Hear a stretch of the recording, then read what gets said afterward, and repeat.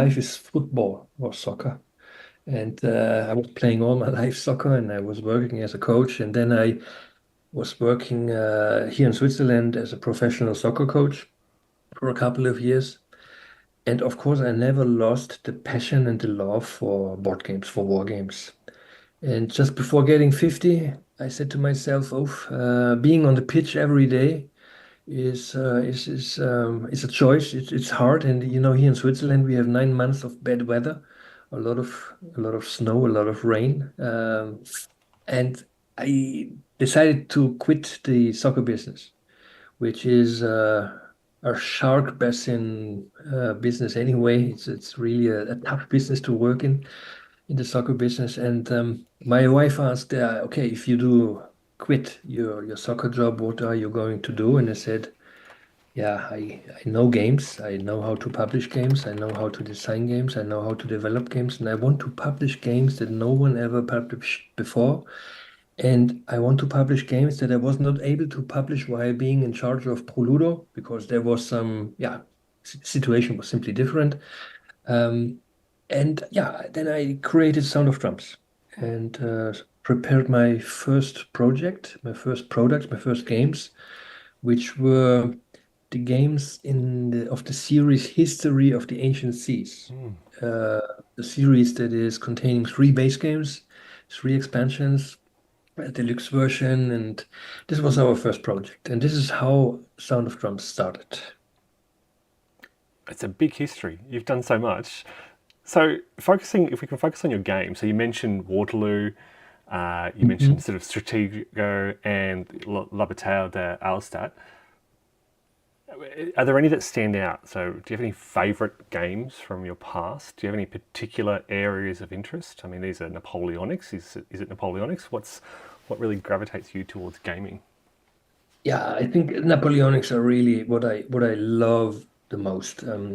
I think it's an amazing period with a lot of opportunities for everyone at that time, and I have an ambivalent relationship to Napoleon because he was not only, let's say, the guy who draw laws and who gave a lot to the French public. He was also a conqueror, and he was really very much power driven. So I'm not an enthusiast about Napoleon.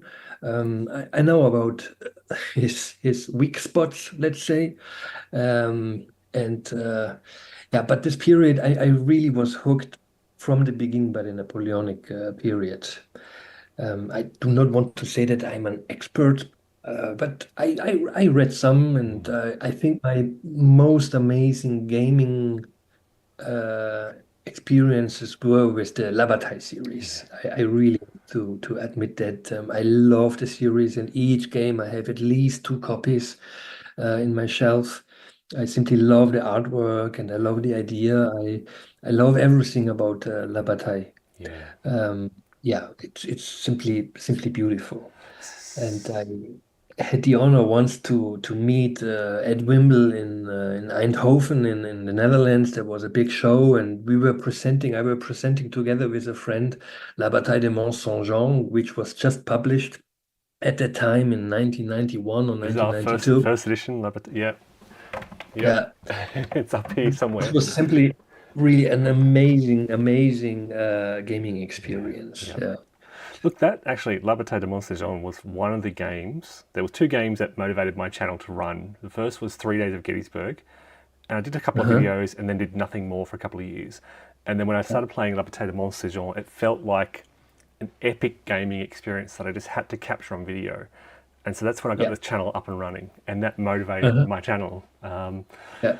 Yeah. So for the Labattaz series, there's the mechanics, the gameplay, but also the aesthetics play a big Yeah. role as well. So you've kind of touched a bit on this. Are there any kind of, in terms of what you like to play, are there any particular mechanics, or is it more the theme? You like to play Napoleonic era games?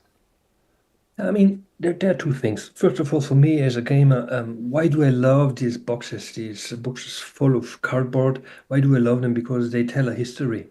and they tell stories, and it's simply, in my opinion, an amazing experience to play a war game. For me, playing war games, I played everything because when I was at the with Proludo, I have been in the Euro game board game business, so the typical German style game, the Euro game style Yeah. game, and I learned a lot at that period. And for, let's say, the design of our games, what is one of the most important aspect is interaction. Hmm.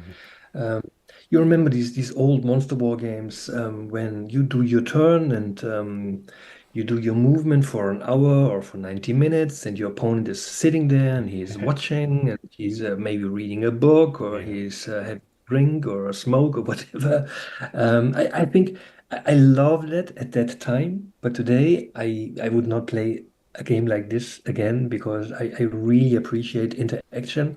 I love communication. I love to have a common experience, to share the experience of playing a historical board game. And one of the reasons I do not play La Bataille anymore is, yeah, I can't stand that anymore to not have this kind of interaction. Yeah. And of course, Eylau was highly inspired by La Bataille. I owe a lot to Ed Wimble and the company. Great moments and a lot of fun, and I'm really very thankful for that. Yeah. And when I started Sound of Drums, there were two motivations. On the one side, I said, okay, I want to design games that I would love to see published, like our History of the Ancient Sea series, which for me is the ultimate ship building game in the ancient and Mediterranean seas. It's huge, it's epic, it has huge maps, it has a lot of wooden pieces, it has a good playing time, it has a lot of interaction. And Yeah. then my second thing was, may I dare to publish or to design a tactical Napoleonic game? And I have deep respect for Ed Wimble for his work, and this is all his life he was doing Clash of Arms and La Bataille. And yeah, then I was in touch with Mark Ruggiero from California. Mm. And I asked him, Mark, do you think it is a good step to try to design a tactical game of the Napoleon area? And he said, yeah, send me your ideas. And then we had a good exchange. He said, oh, Uwe, do it, do it. This sounds great. And Eylau and the series Battle of Napoleon is inspired, of course, by La Bataille. And I Yeah. wanted to have something digestible. I wanted to have something playable, and still with, let's say, the necessary historical uh, input and information. I know a little bit about the era, and I think it's the result at the end is. I'm satisfied, let's Yeah. say. Yeah, Yeah. yeah, Well, you've just kind of mentioned the two key things that stand out. So La Bataille series, Ed Wimble's design, which I love and which have featured on the channel in the past. But I haven't played it. I haven't played a La Bataille series since Dresden, in fact. hmm And yeah, you mentioned two key themes: practical and playable. And to me, yeah, and it's good to hear you talk about. I mean, I didn't know about this background, but it's good to hear you talk about the inspiration of Labatale because it certainly feels exactly what you've just said. That it feels inspired, particularly the sort of activation system hmm using cubes instead of particular divisions and which hmm gives players the flexibility. I love that. yeah, But you've got that sort of the feel of Labatale with that, yeah. but that is more approachable and, as you said, practical and playable. So, can you tell us a bit more about Eylau? I've got the image up next to us here. What, how long was this in development for? When did you start developing this, and how long did it take from having this initial idea and to hmm publication? Yeah, it took me around 2 years. And the basic ideas I had in my cupboard for many, many years. I asked myself, you mentioned La Bataille de Dresden, and a key moment for me was I wanted to play La Bataille de Dresden because for me this is the most beautiful war game ever, the most beautiful maps. It's a very interesting situation, a very dramatic battle with a lot of action and a lot of events that could have gone either way. And I was setting it up, and then I was asking myself, okay, which version of the rules do I use? And I couldn't decide. So I did the setup, and then I asked myself, okay, now let's play. And we didn't. I had a gaming buddy with me, and at the end we didn't, and we felt so frustrated. And this was a key moment, and then we were starting to discuss about the role of skirmishes. And then I said to myself, okay, when I do a design of a Napoleonic tactical game, I would skip them because there's a lot of rules for them. And at the end, I totally understand what their role was. I know that they existed, but at the end, they were not very decisive. So there's a lot of rules that you need to portray this with not much effect. Yeah. So the first thing was that we said, okay, we skipped this. And I expected to have a lot of negative feedback about that. Hey, Uwe, how can you dare to not represent skirmishers, the Jägers and the Planklers and the Rifles? But so far, no one said that this was a bad Yeah. decision. Yeah. I'm very happy about it. This was this thing I was most concerned, and the other thing I was concerned about was, do we give enough depth to the cavalry rules? Because we decided to have only one formation, Mm. saying, okay, etc., etc. So, yeah, this was really a key moment while we were playing, while we were trying to play La Bataille de Dresden. And the other key moment was I was deciding to have a scale of 150 meters per hex. And I was discussing a little bit about the scale with other designers and other friends. And the original idea of having 100 meters per hex comes from miniature play. Um, and somehow they transferred these 100 meters per hex to board games, which is not a very smart decision because, as you know, in La Bataille, for example, you have these extended lines, you have the refused flank, and you have a lot of rules that are necessary to treat that. So we decided to go to 150 meters per hex, which allows two things. One thing is we can portray battles, larger battles, on two maps only. This is, I think, a very, yeah, let's say, elegant side effect. And the other is that we we don't need to have extended line markers because the typical frontage of a typical infantry battalion was between 130 to 160, 165 meters. So I think we are doing fine with 150 meters per hexagon. I think these two decisions were very important. And then bringing some, let's say, modern ideas from the Eurogame segment, if you want, into Wargame and combining this with traditional hex and counter was, in my opinion, also a very smart idea. And having a lot of interaction. Um, and at the end, I'm really happy with the result. And Mm. feedback so far has been rather positive to overwhelming so Yeah. far. It's The only funny. thing, huh? Yeah, Yeah, sorry. it's funny you mentioned that about Dresde. So I tried to play La Bataille de Dresde several years ago, and it's Mhm, the last time I played mhm. La Bataille, and I agree. I agree. It's one of the most beautiful maps. It recently featured Yeah, in my top 10 wargaming maps. It looks amazing. yeah. But it's the last time I played La Bataille. And it's the first time, so I went from Marie Louise to the Regs 30 series of rules, and just playing Mhm, Regs 30 on this huge map and the complexity and the it became kind of a burden to play in a sense. And it also features, Dresden featured in my games that I soured on. It's the reason why I kind of stopped playing La Bataille. But then you've developed mhm. Eylau, which sort of, and as you've kind of been discussing, it addresses all those the concerns that many people still love La Bataille. It's still a great series for what it is, a very heavy simulation. But you've got this Yeah. series that is the Battles of Napoleon series has a light to moderate rules complexity. It's easy to learn, Hmm. Hmm. but you've kind of kept deep, and I talk about this in my videos, you kind of kept deep player decision making processes. So it's not a Yeah. complex game to learn, but players are making complex decisions. So was that mainly inspired by La Battelle? You mentioned kind of Euro games here. You've kind of, yeah. Can you tell us more about the idea You think behind that? I have a kind of design philosophy. I was playing board games all my life. And for me, what is the most important and what is the most fun playing a board game? There are two things. For me, it's decision making and it's communication with my gaming buddy. So I want to focus on decision making, and I do not want to fight a rules menu.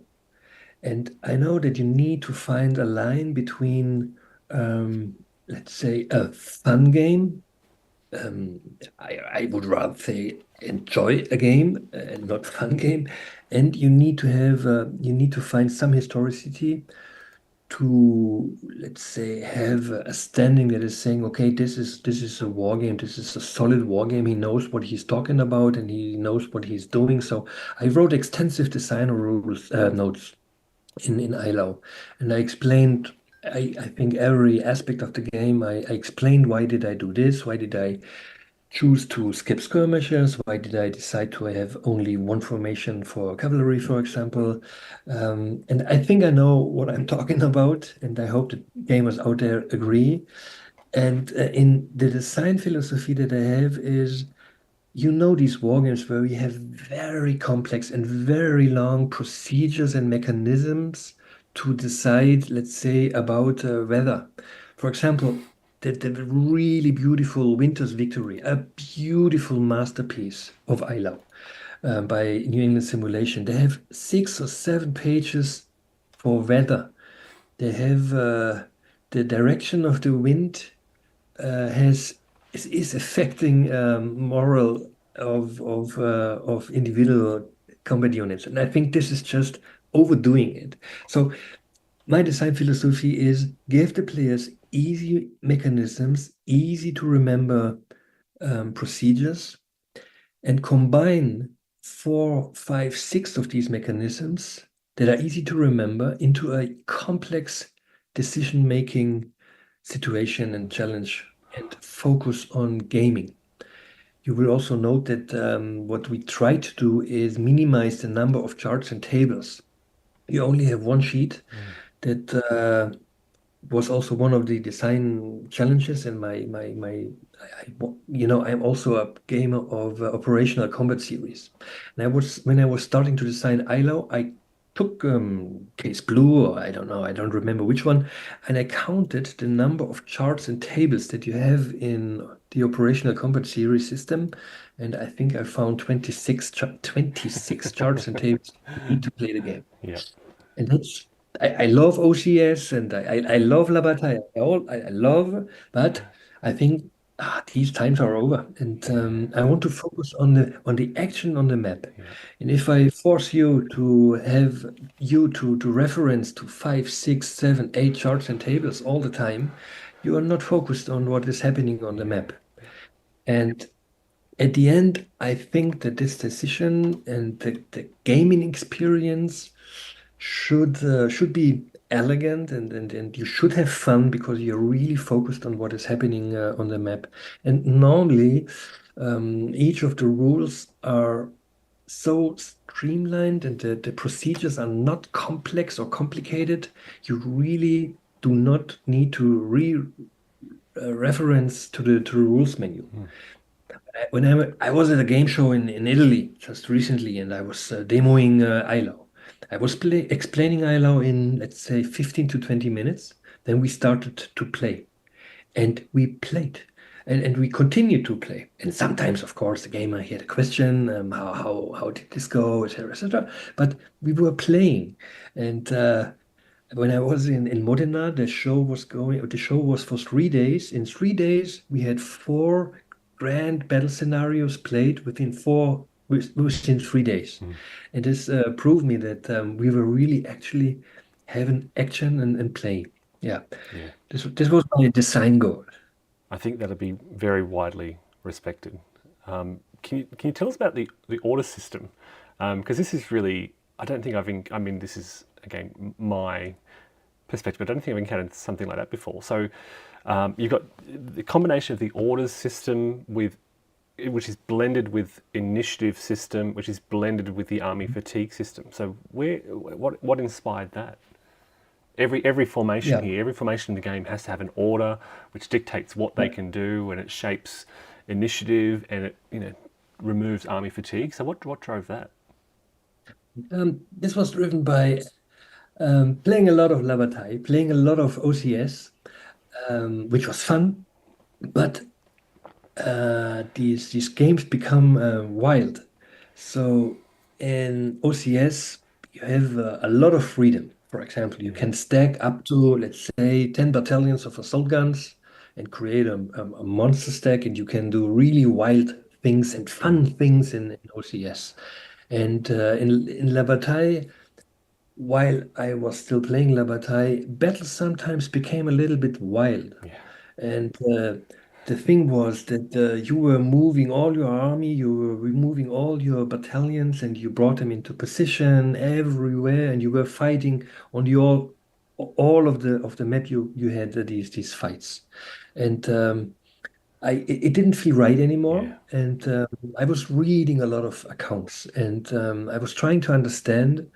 Um, how did an army commander manage the battle? What did he do? And I read, for example, very interesting accounts by Wellington, and especially about his day at Waterloo.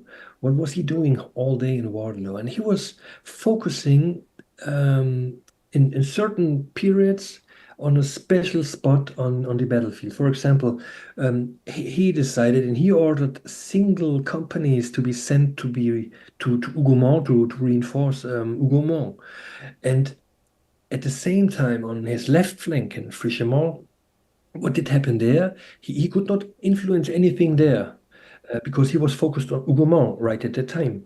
So in in normal war games, you can influence everything everywhere at the same time, and you coordinate a whole army um, during your game turn. And this is yeah, just not realistic. And I wanted yeah, to have it a little bit. I wanted to try something to reflect that idea. What is an army or a corps commander? Later in our state, for example, we do not have an army commander. There will be Davout. He only has a corps. How does he work? How does he spend the day? And I think he's managing individually the different divisions. Yeah. yeah, This is what I wanted to have. I wanted to get rid of this wild gameplay um, and have something that is a little bit more realistic and a little bit more restraining. And at the same time, this offers a very good solo experience because at the start of the turn, you have your orders, you try to change some orders, and then these orders are set. And then during the game turn, during the activations, when you play solo, orders are what they are. You yep, can't change them. yep. And this also helps solitaire play. Yeah, it adds a bit of a barrier to that sort of omnipotent, godlike commander doing whatever you want with everything you want. You can't just have, you know, Napoleon always used to say Wellington didn't have complete control over his army, sending everything in all at once. It's a great way Yeah. to, I guess, simulate that without again that heavy rules complexity. It's a really, I mean, it's a very simple system to grasp, but it facilitates Mhm. those complex decision makings. You've got to be careful what you're doing with your units. They can't all attack at the same time, or you lose army fatigue and you're gone. Yeah, absolutely. And for example, in Eylau, it's very interesting in Eylau, for example, when on the Russian left flank, if you don't know what to do and you give your formations a hold order, and then the French attacks and you cannot really react, then people blame it and say, the game system is wrong. I said, no, it's not the game system, it's your orders. You should have given your formations different order. Yeah, What do you want your corps commander to do? yeah, If you tell him you hold your position and then he's attacked and he's not retiring, whatever, it's not the game system fault, it's your fault.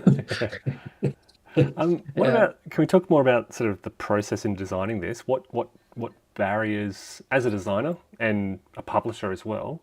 What are some of the biggest barriers and challenges that you encountered in designing and publishing the game? We hear a lot about The Kickstarter and shipping and getting shipping containers off the docks. I've been waiting for a game for 5 years now. Apparently, it's sitting on a dock in Singapore. What's your experience been? What are the biggest barriers you're encountering? I mean, as a designer, the most difficult part is actually really writing the rules. This was the most time consuming, and you may have noticed that the structure of our rule is a little bit different than what you usually find.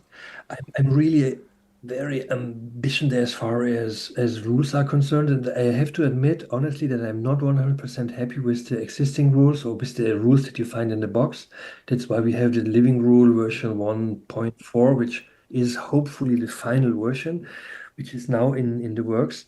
I want to have a very clear and precise language.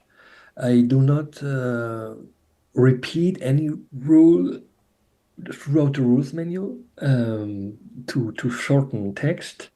And then you have not a single exception to any rule in Eylau, because I always say if a rule needs an exception, the rule is bad.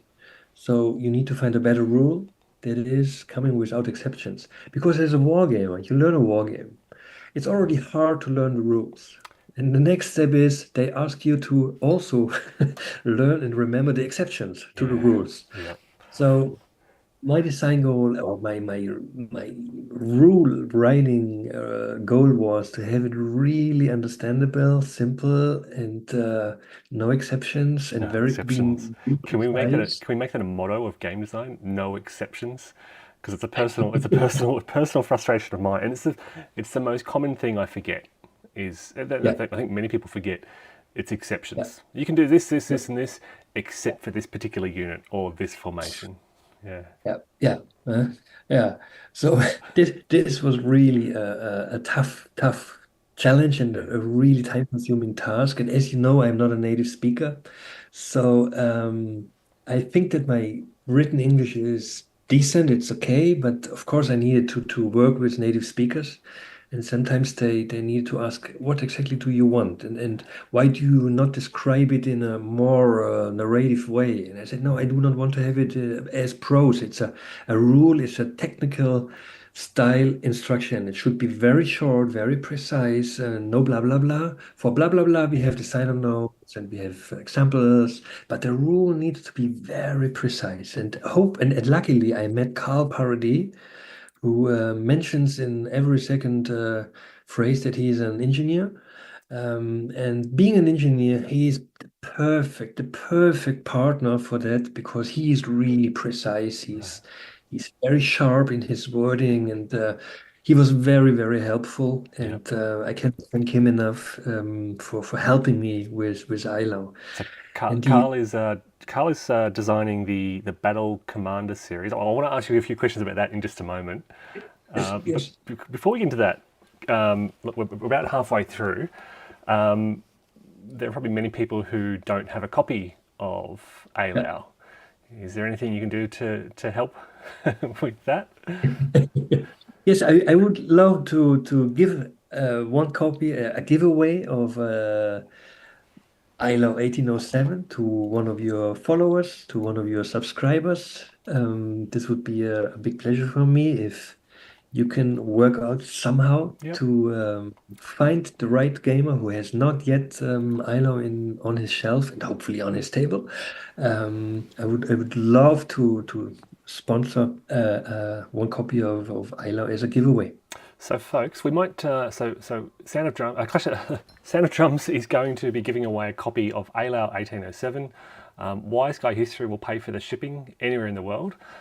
So, wherever you are in the world, you can nominate for a ticket, I guess. And we might do this in maybe a week and a half's time. We might aim for the 23rd. So it'll be my 23rd. I think it'll be your Sunday. Mhm. Sorry, 23rd is a Tuesday. Monday the 22nd. So if we aim for about this time on Monday the 22nd, which will be your time, should be about your 10 p.m. on the Hmm. Sunday the 21st. I'll need to I'll need to work out the time zone differences. It'll be, I don't know what that is in about 4 or 5 p.m. Eastern Daylight Time in the USA, I think. But I'll work out some times, and so maybe in about 14 days, I'll get you back on, and we can do a live draw. Should only take a couple of minutes, and we'll work out a way for people to get a ticket in a sense, and we'll announce a winner, and I'll give you the details, and yeah, we'll send out a copy of Eylau 1807 to a lucky recipient wherever you are in the world. Don't worry about where you are: Australia, Europe, North America, Asia. Yeah. As I said, I'll pay shipping. Sound of Drums has kindly provided a copy of the game, so we can give someone a copy of Eylau 1807. So stay tuned, and I'll announce a specific time, and we'll run a live session and give that away if that's okay. Yeah. Thank you. And, Thank you and very much. I will pack it myself, and I will add some Swiss chocolate bars, and I will I got one in my box. the I mentioned that in my unboxing. I ate it before. yeah, So that was yeah, a Swiss chocolate bar, was it? yeah, yeah. I will add 2 or 3 of these chocolate bars to Nice. the pot. Yeah. Because there's a funny story when you're in Europe. There are the Belgians. The Belgians, they think and they say they do the best chocolate in the world. But I think I can say that I'm not Swiss, but I think that the Swiss really know how to do Right. chocolate. Okay. Uh, Sometimes I know, for example, that you got your pledge relatively late for different reasons, because designing a game is one thing, publishing is a completely different story. And shipping It's is a difference. it's production. We often hear that Yeah, as well. it's Yeah. production, it's logistics, Yeah. it's a lot of it, it's Yeah. marketing. There's so many things, and then with our backers from Australia, Japan. There was one guy in New Zealand. I was really terribly late Mhm. because I needed to figure out what do I need to do to send on my business account from with my Swiss business account via DHL Germany a box to Japan or Australia. Yeah. And I figured out what I need to do, but I could not, let's say, ship out a whole bunch of games at the same time. I needed to do it a little bit differently, and then I needed to ask you beggars a lot of patience, and I really felt really sorry. And you should have a letter addressed to you as a beggar, Nathan. There should have been a letter, and there should have been the chocolate bars. And I did this for all the beggars that really needed to wait a long time.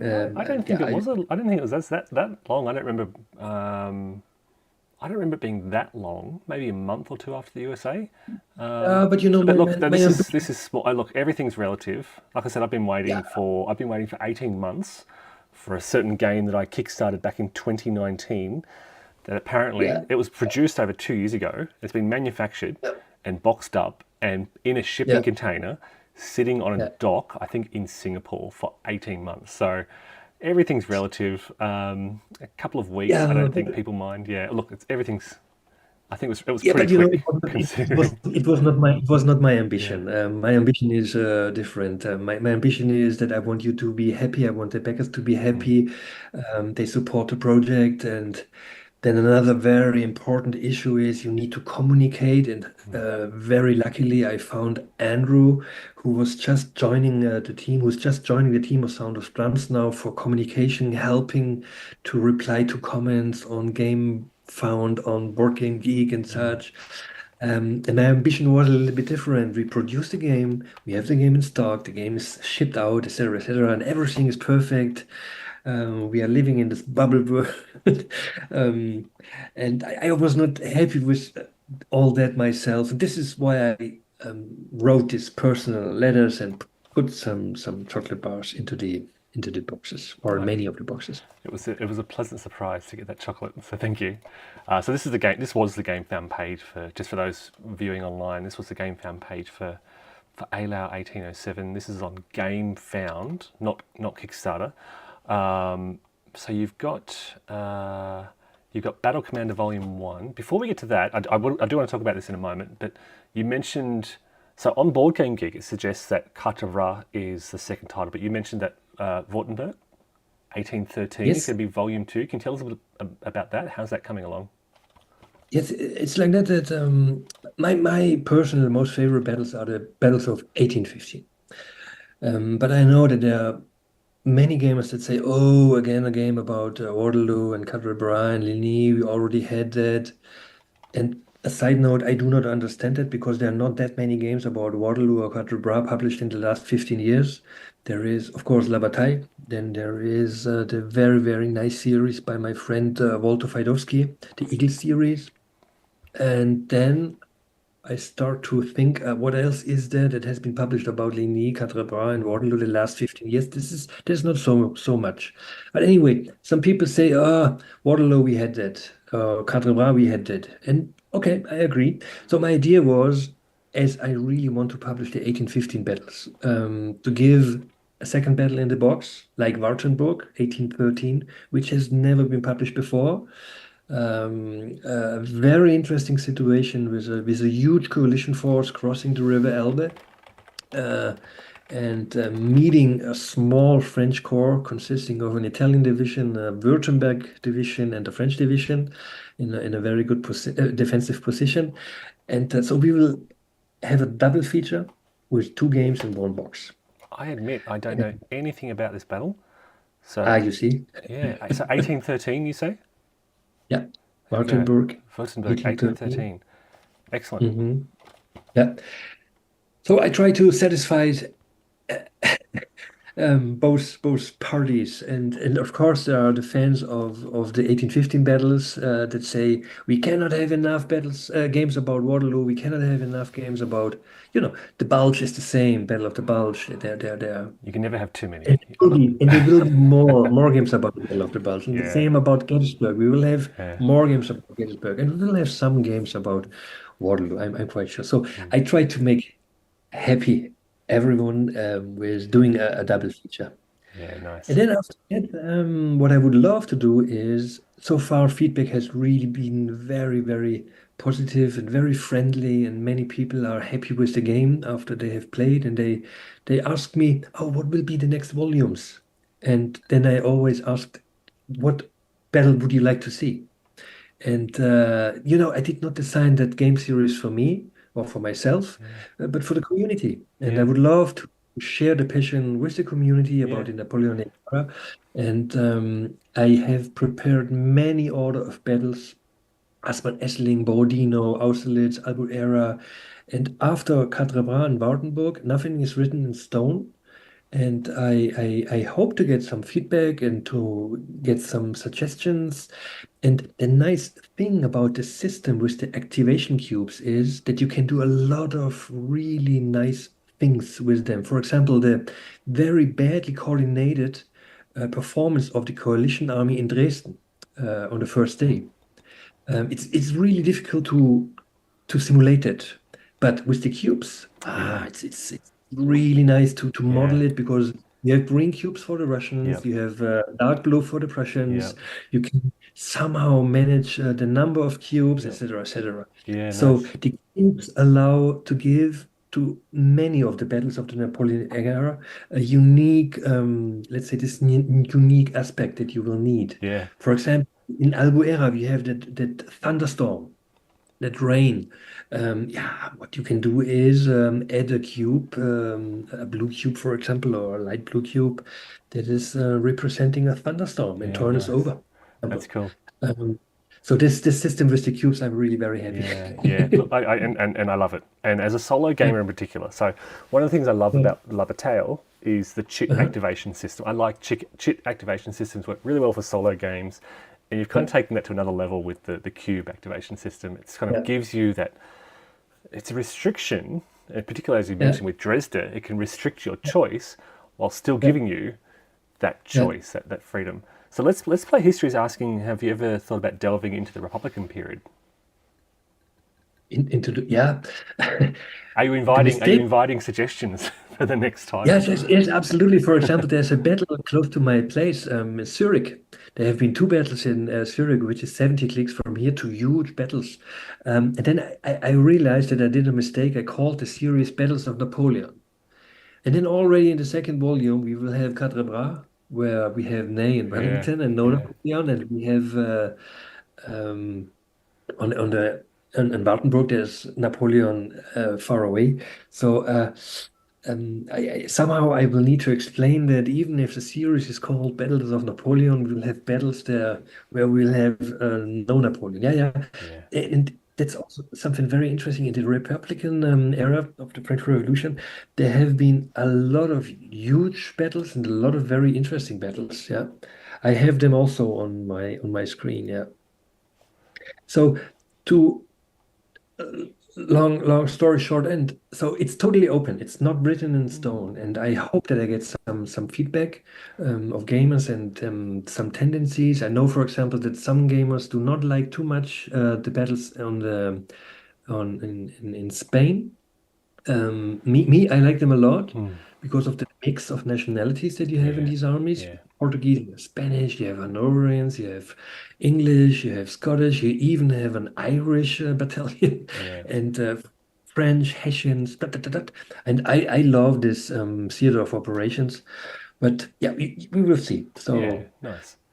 Look, keen to see how this develops further. As I said, it's a fascinating system. I've got what is it, Murat's cavalry charge set up uh-huh, behind me. yeah, So it's the first time I'll be diving into it. It's huge. I'll show an image of that later on.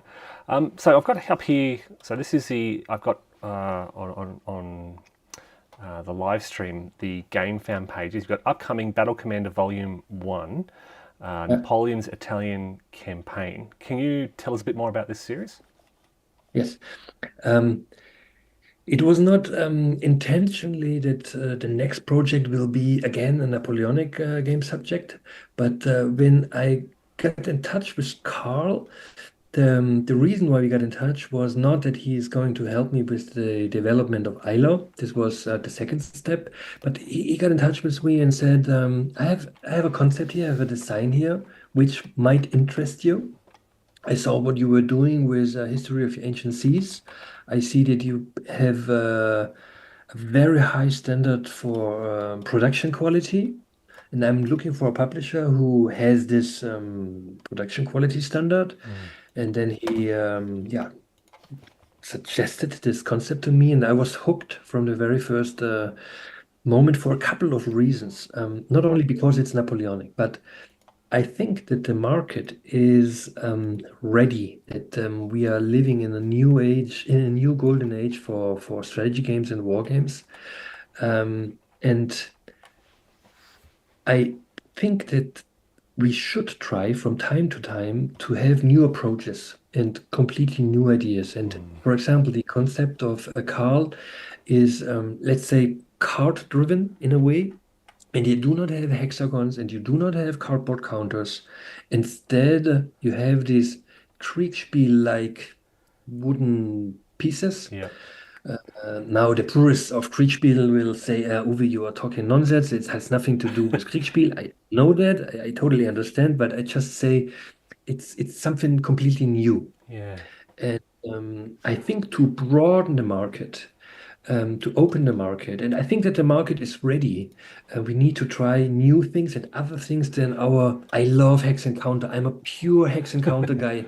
I Yep. really loved it. But I think to open the market Yep. and to gain new players, like for example, Coin did a lot of good things for the strategy board game market. I'm convinced that 10% of the Coin players took a look at a Hex Encounter wargame, and I think that Coin did a lot of good things for our beloved Hex Encounter wargame. And so I think that it's very important to do yeah, to try new things. I hear exactly what you're saying. The last video on my channel was where are the hexes, the top 10 war games without Yeah, hexes, and yeah, I spoke about games, innovative game yeah, designs that don't use yeah, hexes. So I completely yeah, agree. And look, I've only seen a couple of images of Battle Commander, but it looks amazing. yeah, I love just the aesthetic. Let's talk about the aesthetics of these games because, and I wanted to go back to La Bataille as well. One of the things I love about Bataille is the uniforms on the counters, the map design, and Mhm. how it all looks. And you've kind of done looking at, and I've got to show people. So let me show you what this looks like because the Eylau 1807, it looks amazing. I'm going to try and set this up so I can bring up the camera and hide Board Game Geek. But just setting the game up, it looks amazing. So it seems that the aesthetics of these games is a top priority. You mentioned production quality, what it looks like, and again, if I can zoom out from this image, this is all on the live stream. You know, this Battle Commander series also has that aesthetic art design as a top priority as well. Having a game that, Yeah, that plays well and looks good certainly yeah, certainly seem to be priorities for Sound of Drums. yeah. Um, You know, for example, I'm coming originally from the Eurogame publishing business, and I've been a war game all my life. And when I look at some boxes of some companies, not all of them, I always wonder why do you not do a solid box? Why do you not do your play aids that are used a lot, which should have a durable material because you touch them a lot, you turn them around a lot, etc. Why not doing this in a really solidly way? I was always wondering why not, because we are not talking about a huge difference in production costs. It's really it's a little bit, but it's not that much. It's not that overwhelming. I was always wondering, and um, for me, each game that we do is a labor of love, and I try to pay attention to each and every detail. Because I will not design in my life a second Eylau. I only have one bullet in my barrel, and it's a one-time chance in my life to design a game about the Battle of Eylau. So I want to give it the maximum effort, the maximum attention. I want everything to be perfect. We have these customized dice, we have these tally sticks that you may like or may not like, whatever. But we try to pay attention to each and every detail. And I know that it's not perfect. I know that the inlay it's a nice idea, but it does not work, etc.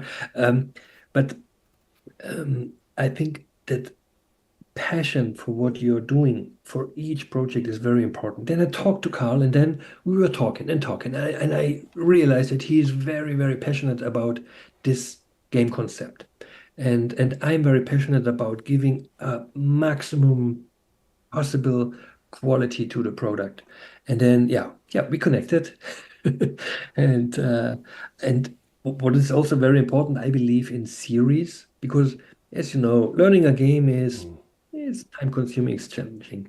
So learning six different games is even worse. So I believe in the concept of series. And when Carl said this, if the first volume works, then we can do a second volume, a third yeah, volume, and so on and so forth. Then we will have a game series. nice. And also from the design point, graphic design point of view, it's very, very good to work on series, also So production wise. can I ask you Huh? about that? So graphic design. So from an outsider point of view, I've never designed a game.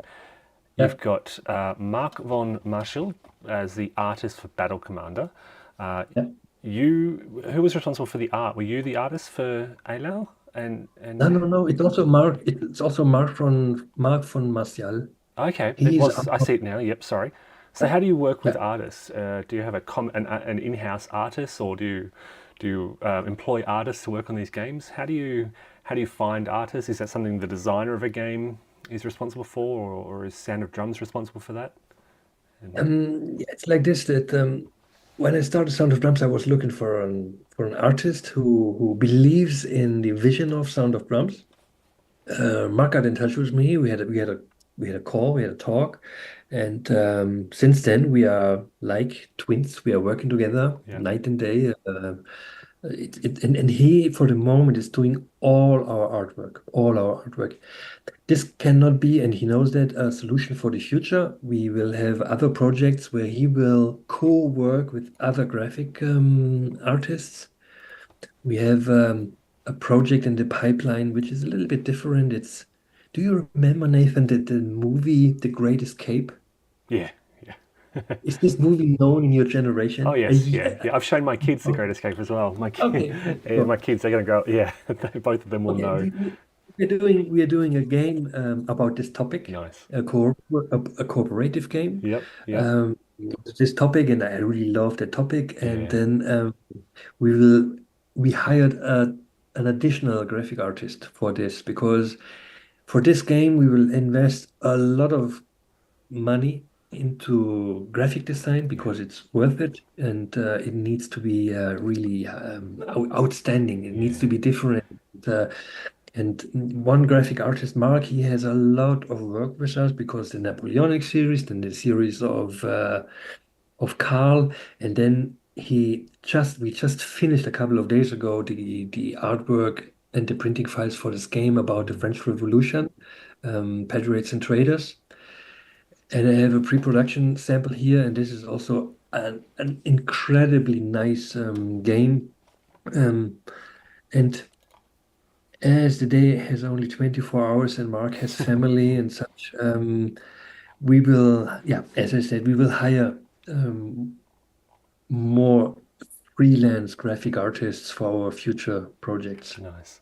Look, Uh, thus far, very impressive across the board. So really excited. I'd love to see a Great Escape game, and a cooperative yeah, game as well. It sounds very, very intriguing. As a teenager, I loved The Great Escape. It was one of my favorite movies, but yeah, I also loved the idea of escape attempts and used to read a lot about escape attempts yeah, during the Second World War. yeah, Yeah, a fascinating yeah, subject, and yeah, probably absolutely. relatively undercovered in the gaming world. There's not much. There's Hmm. Colditz, but yeah, really Yeah, interesting thing to explore more of. Great to see. yeah, yeah. So, can I ask about the future as we get sort of close to wrapping up? What's the future hold for Sound of Drums? You've kind of touched on a few of these. How do you? I mean, companies like GMT and MMP have their sort of pre-order system, P500, Mhm. where they, if a game doesn't reach a mark, they won't publish it. How do you decide what to publish and what direction to take with Sound of Drums?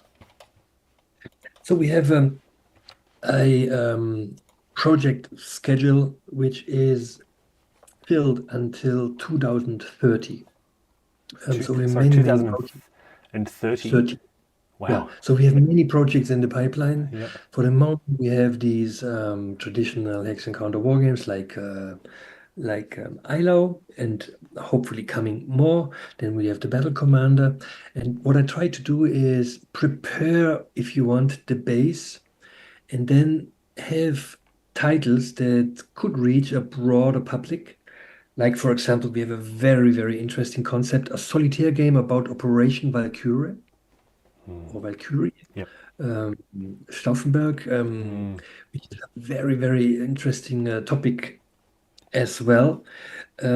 But sooner or later, I want to try to open the market for traditional hex and counter war games by bringing new aspects and having a new approach and combining this, as I mentioned, traditional hex and counter concepts with new approaches and new ideas, but then also opening the market for new ideas and trying to be unique with what we are doing. Um, and we have really a lot of projects in the cupboard. And for the moment, I'm really thankful and grateful for the possibility of doing crowdfunding Mm. because this helps a lot. And in the future, because we will never do more than 4 projects per year. Because as I mentioned earlier, I really want to focus and give the best that I can to each and every detail. And if you do too much, you will start to do things not good anymore. And each project deserves full attention and maximum effort. So we will only do 4 projects per year. And we are not there yet. So we are really working very hard to be there, to be able to publish 4 games per year, which is quite a challenge. Um, and I hope that one day we are not depending anymore on crowdfunding because crowdfunding is also very time consuming, very energy consuming. And I hope that one day we will have a base that will allow us to prepare something like a pre-order system. Mm. This suggesting projects and collecting pre-orders via our pre-order system. And one of my tasks as a publisher is I'm building a net of retailers and distributors, um, because I believe in retail, and retail is very, very important for visibility, and they retail plays a very important part in our long-term strategy. And I think that we were talking about, hey, Nathan, where do you buy board games or war games in Australia? And I tried to contact a couple of retailers in Australia, and reply feedback was zero. Yep. Yep. I hope that this will change sooner or later. So do I I. would love to, I would love to have a retail partner in Australia, because Yeah. this would eat so many things, you know. Yep. Um, yeah. So yeah, pre-order system, and then really establishing and creating and building a retail net is very is playing a very important part in my long-term strategy, Yeah. which is not easy, because we are a new company, and a retailer. We have a lot of products out there. We have a lot of games out there, and I think we never had an output of war games as intense as we have it now. We never had Yeah. that many that Well, are published. So, it's really interesting. I mean, we were talking just before we started recording about how connected we all are around the world, how we can Zoom right now, how we yeah, can play war games online and yeah. with vassal of each other. But in Australia, the war game market has declined, and Really? a lot of companies, a lot of online, a lot of distributors, retail distributors have Wow. shut down, and Yeah, it's virtually impossible for me to buy war games from Australia. So I pre-ordered Eylau, so it came from yeah, GameFound, but most yeah. of my games are from international retailers because it's Uh, I just cannot buy these games in Australia. So it's really yeah, interesting how we're kind of more globalized in one sense, yeah, and yet Australia in many ways feels increasingly left out in the cold from a retail perspective. We just don't have those yeah, retailers, and the retailers that we do have are just not picking up yeah, these games. They're focusing on Euro games and just not yeah, stocking war games. So it's kind of yeah. yeah. We definitely need some retailers to pick up the But this is very interesting that you're saying that wargaming or war games is declining in Australia, oh because not the hobby, but just the okay, retail industry. Yeah, yeah, because when I was starting with Sound of Drums, I did my job, and I tried to figure out what is the market today. And then I was talking to I don't know, hundreds of board gamers. And what I realized is that the typical German board gamer or European board gamer is ready for more. They always tell me, worker placement games, I have plenty of them. I need something more. And then when we were presenting prototypes of our historical themes, they said, oh, finally something else than worker placement. yeah. Finally, a theme-driven game. And I have the feeling that many board gamers are ready for more Oh and yeah, willing yeah, to play something else and try something else. yeah.